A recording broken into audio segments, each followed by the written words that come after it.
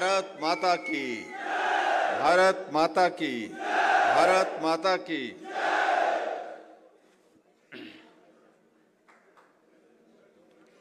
आज इस पीटीए नियमित अध्यापक संघ के इस कार्यक्रम में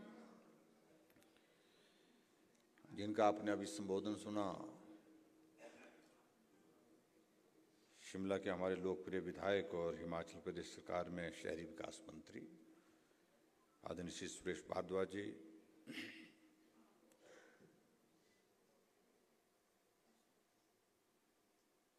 पीटीए के हमारे प्रदेश के अध्यक्ष हरीश ठाकुर जी, उपाध्यक्ष अमित मुखिया जी, उनके साथी विवेक मेहता जी, शिशुपाल जी, प्रताप फौजी जी, ललित ठाकुर जी, कपिल जी, हरिओम जी, किरण नेगी जी, सुभाष भारद्वाज जी, और यहाँ ममराज पुंडीर जी, और हमारे मंडल के शिमला के अध्यक्ष भी यहाँ पर शारदा जी यहाँ पर हैं, और उपस्थित सभी यहाँ देवी और सज्जनों, आभार कार्यक्रम के लिए हम आज यहाँ एकत्रित हैं और ये आग्रह बहुत लंबे समय से लंबित था।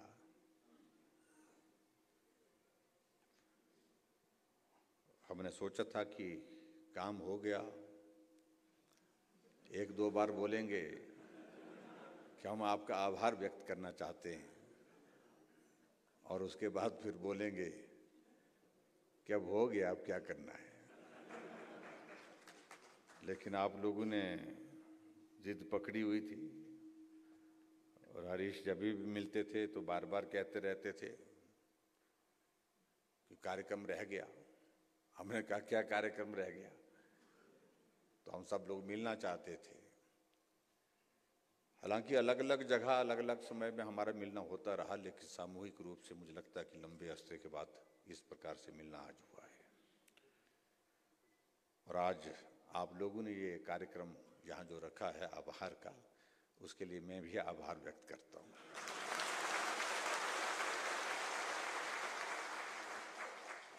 जय राम जी को जय श्री राम, जय श्री राम, जय श्री राम, जय राम जी को जय श्री राम, जय श्री राम, जय श्री राम।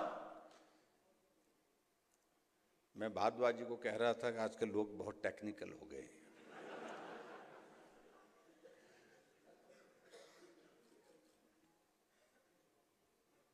मैं अपने विधानसभा क्षेत्र जाता हूँ, मंडी जाता हूँ, कहीं भी जाता हूँ तो हरीश जी कहीं न कहीं मिलते रहते हैं, क्योंकि मेरे गांव के पास घर है इनका।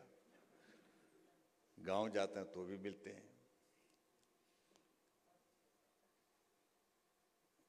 एक दिन मेरे को मेरे साथी कहने लगे कि पूरे प्रदेश के जितने भी ये सारे संगठन हैं, सारे संगठनों के अध्यक्ष जो है वो कर्मचारियों के हमारे विधानसभा क्षेत्र से सराज से पढ़ाते हैं।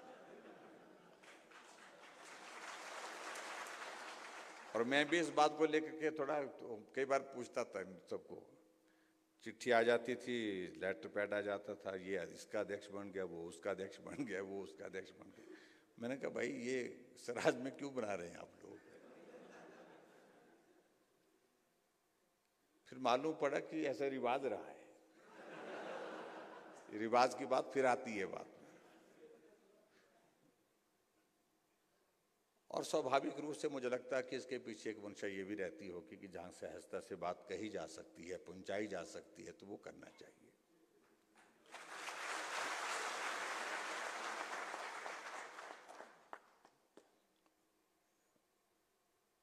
और जहां तक पीटीए की बात है, पीटीए के लिए हम उस वक्त भी लड़ाई लड़ते रहे जब हम सत्ता में भी नहीं थे।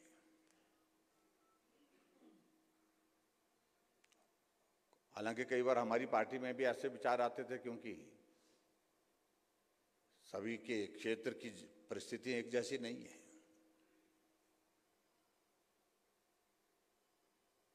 इसमें हमको निर्णय क्या लेना चाहिए, हमको इनके साथ खड़े होना चाहिए या नहीं होना चाहिए।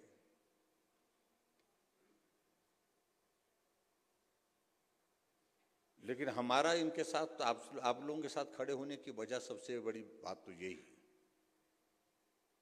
कि हिमाचल के ग्रामीण क्षेत्रों में, दूर दराज के इलाके में, जहां कर्मचारी पहुंचाना मुश्किल हो जाता है, पहुंचाया तो फिर वहां रखना मुश्किल हो जाता है, टिकाना मुश्किल हो जाता है, वहां कोई अगर काम कर रहे थे, टिक करके काम कर रहे थे, ईमानदारी से काम कर रहे थे, तो हमारे वो पीटीए के हमारे साथी कर रहे थे।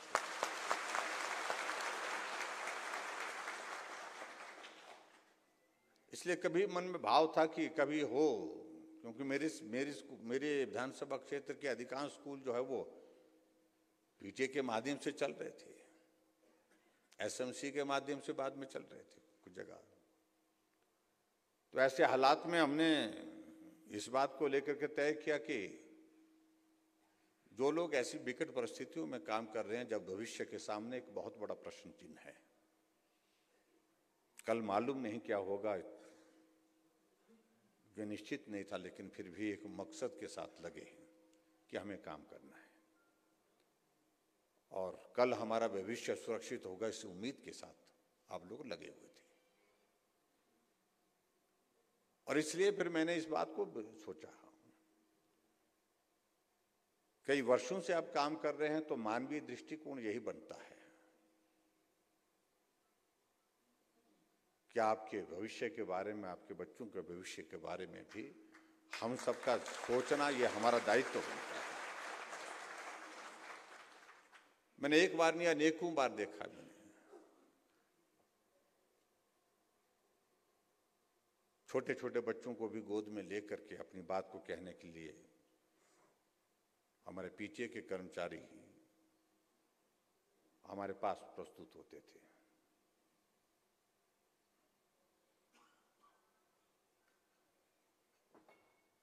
और कुछ लोग इस बात को लेकर के चिंतित रहते थे स्वाभाविक रूप से कि हमारी उम्र बढ़ती जा रही है, ये उम्र रुकती नहीं है किसी के लिए भी, कम वक्त 1 साल में 1 वर्ष और बढ़ जाती है, तो इसलिए किसी के बस की बात नहीं है, उम्र तो बढ़ती रही। कुछ लोगों का ये था कि अब अगर हमारी उम्र एक सीमा से पार हो जाएगी तो हमारा भविष्य तो समाप्त हो जाएगा। इसलिए कई बार लगता था कि भाई मदद करनी चाहिए, रास्ता क्या निकलेगा। और विपक्ष में रहते हुए भी हम आप लोगों के साथ खड़े होते रहे। सरकार बनी तो हमारे सामने इस बात का प्रश्न आया कि अब भविष्य को सुरक्षित करने के लिए क्या करना चाहिए। तो तय यही हुआ कि इस लड़ाई को लड़ना है, और नौबत यहां तक आ गई कि सुप्रीम कोर्ट तक लड़ना पड़ा। और ऐसी परिस्थिति में एक बात को लेकर के फिर कौन वकील हो, आपका पक्ष मजबूती के साथ वहां पर प्रस्तुत हो, ये बहुत आवश्यक था। और इसलिए जो भी हम सरकार की ओर से जो मदद कर सकते थे, जिस रूप में कर सकते थे, वो करने का हमने प्रयत्न किया। और मुझे इस बात की खुशी है कि आखिरकार उसमें हम सफल हुए। और आज मैं इस बात को देखता हूं कि हमारे हिमाचल प्रदेश में जितने भी आप सब सारे लगे हैं, मैं उसमें डिटेल में जाना भी नहीं चाह रहा हूं। अगर हम उनमें सब बातों का हम जिक्र करते रहें तो बहुत लंबा वक्त लगेगा। तो सभी को सुरक्षित करने की दृष्टि से जो किया जा सकता था उस वक्त की परिस्थितियों में वो करने का हमारा प्रयास हुआ और उसमें सफलता हासिल हुई। और सच कह रहा हूं कि उस वक्त मुझे भी इस बात का आनंद हुआ जब आपका भविष्य सुरक्षित हुआ। एक अनुभूति, एक एहसास जिसको बोल सकते।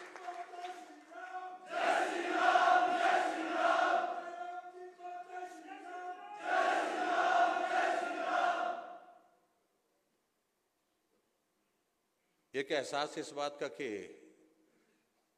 किसी के भविष्य को बनाने में और उनके बच्चों के भविष्य बनाने में हम कुछ मदद कर सके, ये एक बहुत बड़ा संतोष होता है। और उस दृष्टि से वो सारी चीजें की और हम आगे बढ़े। और आज मुझे इस बात की खुशी है कि आप एक सुरक्षित, जिसको बोल सकते हैं, भविष्य की तलाश में जहां भटक रहे थे, वो तलाश आपकी पूरी हो गई। एक सुरक्षित भविष्य आपके पास है, आपके परिवार के लिए, आपके बच्चों के लिए, और उसके लिए निश्चित रूप से आप सबको बहुत बहुत बधाई।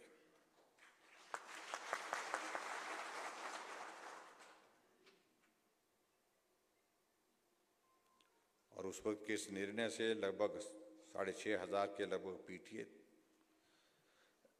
3300 के लगभग शायद पैट थे ना, 3300 के लगभग पैट थे, और 97 जो है हमारे पैरा टीचर्स पे थे। और बीच में ये, उससे पहले एक दौर ये आया कि भाई पैसे बहुत कम मिलते हैं, तो एक दौर हमको उस वक्त लगा कि आपको कि जो हमारा जो आपको जीआईए जो है वो उसमें थोड़ा सा इंक्रीज करना चाहिए। हमने 3000 का इंक्रीज भी किया था ताकि थोड़ा आपके लिए राहत का एक दौर निकल सके। देखिए, अध्यापकों का एक बहुत बड़ा रोल होता है समाज के निर्माण में, देश के निर्माण में। जिस भी देश में टीचर्स अपना दायित्व जो है जिम्मेवारी के साथ समाज को दिशा देने के लिए, जो हमारी नई पीढ़ी है उसको, उसका भविष्य को एक दिशा देने के लिए काम करता है,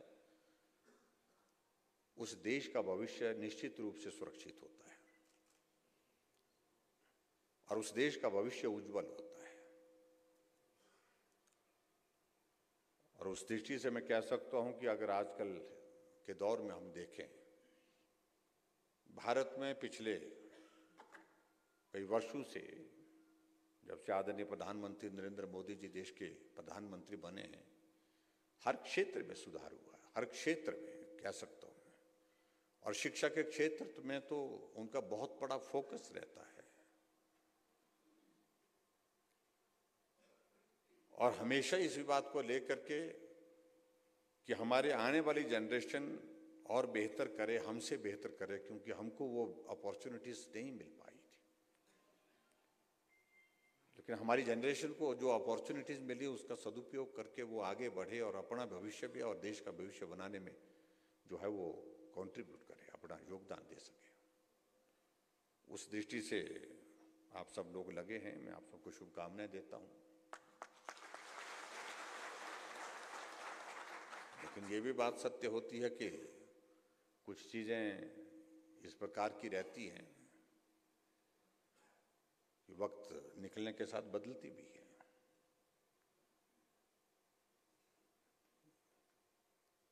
ये अच्छी बात है कि आपने सुरेश भारद्वाज जी के उस दौर को याद रखा है। आजकल उनके पास महकमा और है, लेकिन इन्होंने उस वक्त भी, जबकि इनको कोई लाभ नहीं था, व्यक्तिगत रूप से अगर देखते शिक्षा मंत्री के नाते, क्योंकि इनके यहाँ पर तो एक भी पीटीए का आदमी नहीं है मेकेल में। कोई रिश्तेदार कोई गांव में रोडू में लगा होगा या कोई और जगह लगा होगा तो बात अलग होगा, कोई साथी दोस्त पार्टी का साथी लगा होगा। लेकिन हमारी सदैव इनके साथ जब भी बात होती थी, भाई इनकी मदद करनी है, तो इन्होंने कहा कि हाँ करेंगे। लेकिन काम करने का तरीका अपना अपना होता है। अब हरीश जी बोल रहे थे कि मेरा अनुभव अच्छा नहीं रहा, पहली बार आप चले गए होंगे मिलने के लिए, बिना समय लेकर के गए होंगे और अपनी बात कही होगी आपने कि ये करना है, ये करना है, ऐसा करना है, ये हमारी समस्या है। तो भारद्वाज जी कई बार सुनते सुनते बोल भी देते हैं और होता भी है। वकील है तो वकील का कहना साफ है कि भाई अगर सामने से तर्क आता तो यहां से भी तर्क देना ही पड़ता है, बात तो कहनी पड़ती है। लेकिन मुझे इस बात की खुशी है कि जब आपके मामले में मदद करने के लिए रास्ते तलाशने लगे, तो उस वक्त रास्ते तलाशने के उस दौर में सुरेश भारद्वाज जी का बहुत बड़ा योगदान था। मदद का रास्ता क्या हो सकता है?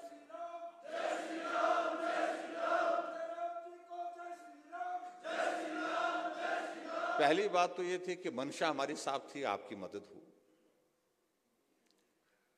अब मदद करने के लिए रास्ता क्या हो सकता है, ये काम हमने भारद्वाज जी के जिम्मे लगाया। ये वकील भी हैं और उन्होंने सारी बारीकियों को समझा, बारीकियों को जाना, उसके बाद कहा इन एक एक चीज को लेकर के इस प्रकार से करना है, और तभी हम आगे बढ़े और इस सारी चीज को, इस काम को हम पूरा कर पाए हैं। और आज के इस कार्यक्रम में मुझे इस बात को लेकर के आप सबके बीच में जरूर कहना है, अलग अलग तर्क होते हैं, अलग अलग समय की बातें होती हैं। कुछ दूसरे लोग भी हमारे साथी ऐसे कहेंगे कि हमने ही किया, वो कहते हैं, ऐसा भी कहते हैं कि ये पौधा तो हमारा लगाया है, लेकिन लगाने के बाद सूखने के लिए छोड़ दिया जाए, वो तो लगाने से भी उससे ज्यादा पाप है। वो एक तरह का अपने हाथों से लगाया पौधा। लेकिन चलो, फिर भी अपना अपना तर्क होता है, उसमें मुझे कुछ टिप्पणी नहीं करनी है। लेकिन हमने एक मानवीय दृष्टिकोण के नाते जो सारी चीजों को लेकर के एक आकलन किया, उसके नाते हमने कहा कि अगर आपने पौधा लगाया है तो इसको सींचने का काम हम करेंगे।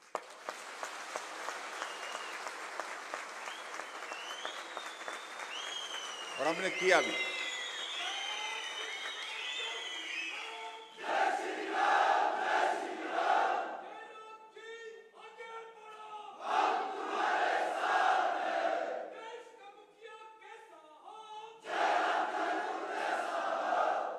और आज हमें इस बात की खुशी है कि जो हमारा सींचा हुआ पौधा, वो आज वो फल देने वाला हो गया। ये अंतर है, मुझे लगता है कि समझने और समझाने की आवश्यकता है।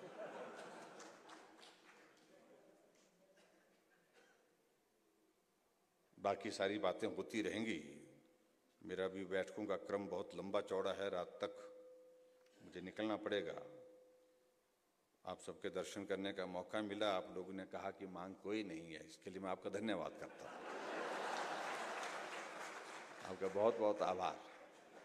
आभार के लिए बुलाया था, मैं भी आपका आभार व्यक्त करता हूँ।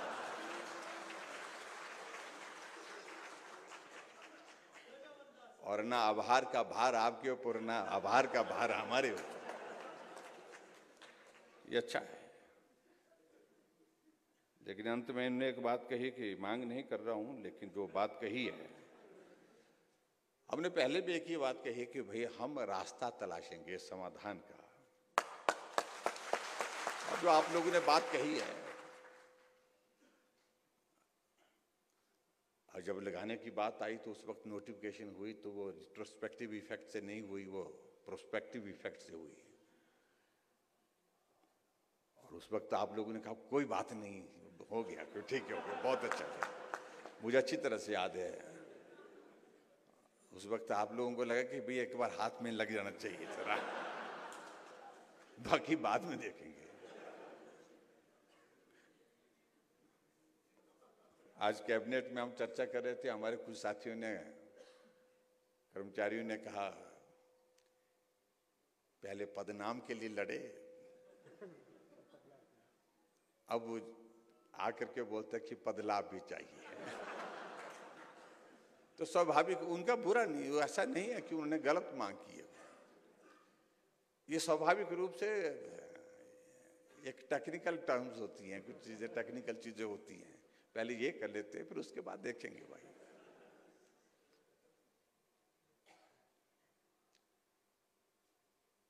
उनकी मांग भी जायज है, अपनी तरफ से वो बात कह रहे हैं, उसका रास्ता भी तलाश रहे हैं। और जहां तक आप लोगों ने जो बात कही है कि रिट्रोस्पेक्टिव इफेक्ट से इसको लागू करने की जो बात है, और इसकी फाइनेंशियल इम्प्लीकेशंस को मैंने कहा है कि इसको वर्कआउट करिए, कितना होता है। कुछ तो हमने दिया भी शायद में, कुछ थोड़ी बातें, लेकिन वो थोड़ा सा बचता है। ये थोड़ा ही मुश्किल होता है।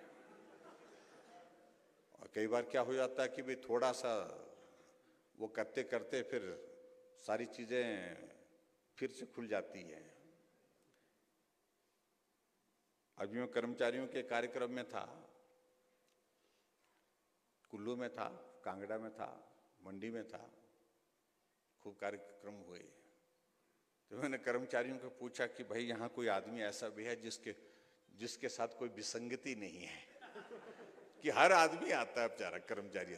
मेरी ये विसंगति रह गई, हमारी ये विसंगति, क्योंकि आखिरकार टेक्निकल चीजों में आगे पीछे कुछ ना कुछ चीजें इतना कॉम्प्लेक्स हो गई हमारी कर्मचारियों की जो सारी चीजें हैं, जिसके कारण जो है वो एक को ठीक करते हैं तो चार चीजें और विसंगतियां और जुड़ जाती हैं।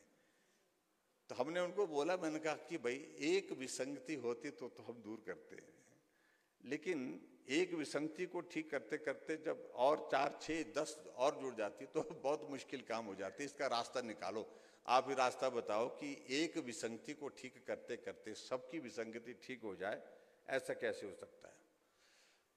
बहुत मुश्किल काम है, सच कह रहा हूं, क्योंकि नियम बदलते रहे।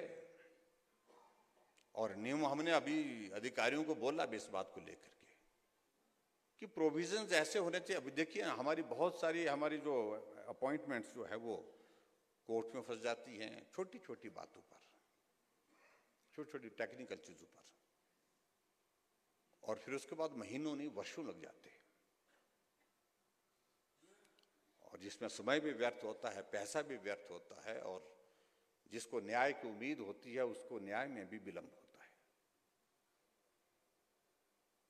इसलिए हमने कहा कि जो भी चीज करनी है जो टेक्निकली पूरी एक बार एग्जामिन करने के बाद फुल प्रूफ हो, जिसमें कहीं गुंजाइश रहे ना, रास्ता ऐसा निकलना चाहिए। हम उस दिशा में प्रयत्न कर रहे हैं। तो यहां आपके बीच में मैं आपको इतना ही कहना चाह रहा हूं कि जो आपने बात कही है हमने सुन ली है, गंभीरता पूर्वक इसको विचार करके इसका रास्ता निकालने की, जैसे हमने पहले बात कही थी, कोई रास्ता निकालेंगे और इसका समाधान करेंगे, ताकि आप लोगों का जो जेन्युइन जो एक बात है, जो जेन्युइन जिसको आप बोलते हैं,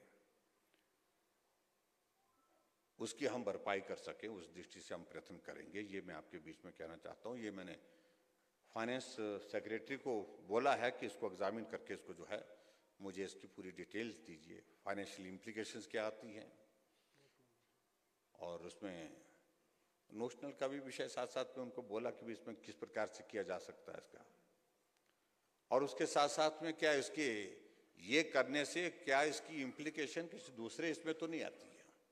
वही होता है हमारे लिए, हम एक को मदद करने के रास्ते में आगे बढ़ते हैं जब, तो उसी तरह की सिमिलर केसेस कई बार ऐसे हो जाते हैं कि 4 केसेस और हो जाते हैं, तो 4 और खड़े हो जाते हैं कि आपने इनको दिया, हरी टोपी वाले को दिया, तो लाल टोपी वाले भी बोलेंगे कि भाई हमारा भी रह गया। यानी कि मेरे कहने की कैटेगरीज जो अलग अलग जो है वो सब लोग इस बात की बात करते हैं, लेकिन फिर भी उसके लिए मैं आपको विश्वास दिलाता हूं कि इसका कोई रास्ता निकालेंगे, आप आश्वस्त रहिए।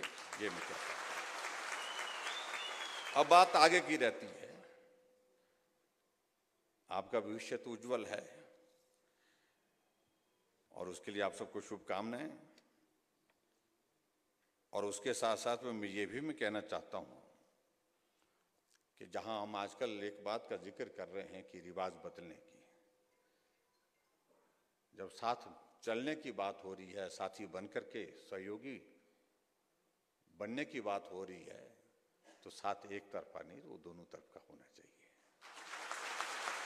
जहां हमें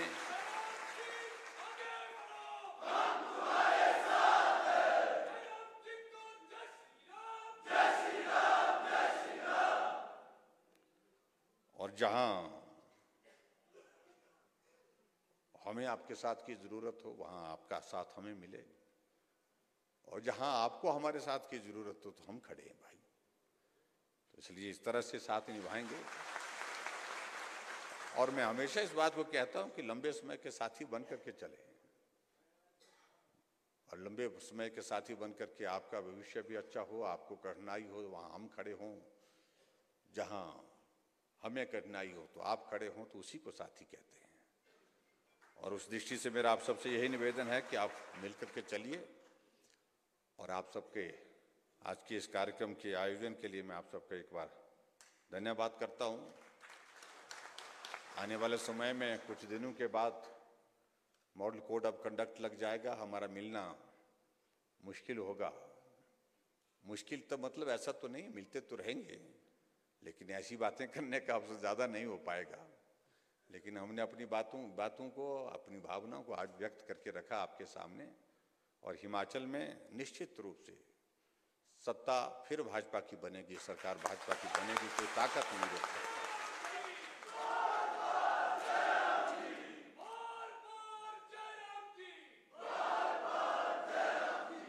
तो उसके लिए आप सबकी शुभकामनाएं चाहिए। इतनी ही बात कहते हुए मैं अपनी बात को पूरा करता हूं और एक बार फिर से आज के इस कार्यक्रम के लिए बहुत बहुत धन्यवाद। नमस्कार, जय हिंद। बहुत बहुत धन्यवाद माननीय मुख्यमंत्री महोदय, आपका स्नेह मार्गदर्शन हमें मिला। आगाज हरी टोपी ने किया था, अंजाम लाल टोपी पर। आग्रह रहेगा श्री अमित मुखिया जी से आभार उद्बोधन के लिए।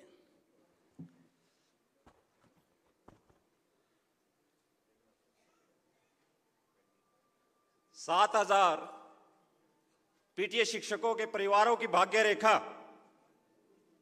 हिमाचल प्रदेश के लोकप्रिय और हिमाचल प्रदेश की बोली वाली जनता के विकास के मसीहा परम श्रद्धेय श्री जयराम ठाकुर जी, तत्पश्चात हिमाचल प्रदेश के लोकप्रिय शहरी विकास मंत्री, पिता तुल्य सम्माननीय श्री सुरेश भारद्वाज जी, इनके साथ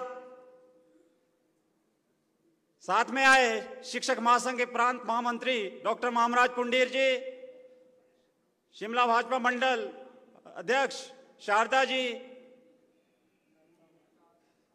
यहां पर पीटीए शिक्षक संघ हिमाचल प्रदेश के लोकप्रिय अध्यक्ष मेरे छोटे भाई हरीश ठाकुर जी, चेयरमैन विवेक मेहता जी, प्रताप फौजी जी, कपिल बरसांटा जी और यहां पर उपस्थित सभी शिक्षक साथियों। महोदय, जिस मानवीय दृष्टिकोण का आपने हमें परिचय दिया है, जो आपने दिखाया है, उसके लिए पीटीए शिक्षक संघ परिवार सहित आपका दिल की गहराइयों से बहुत बहुत हार्दिक अभिनंदन एवं धन्यवाद करता है। हमारे बच्चे, हमारे आने वाली पीढ़ी भी आपके इस एहसान को कभी नहीं भुला सकती, जो आपने हमें इतना बड़ा तोहफा प्रदान किया है। उसके लिए मैं एक बार फिर से आपका यहां पर आगमन पर दिल की गहराइयों से, पूरे पीटीए शिक्षक संघ हिमाचल प्रदेश की ओर से दिल की गहराइयों से बहुत बहुत हार्दिक अभिनंदन एवं धन्यवाद करता हूं। धन्यवाद। बहुत बहुत धन्यवाद आदरणीय मुखिया जी। बड़े ही खुशी के साथ मैं आप सबके बीच में इस बात को रख रहा हूं। वैसे माननीय मुख्यमंत्री महोदय जी ने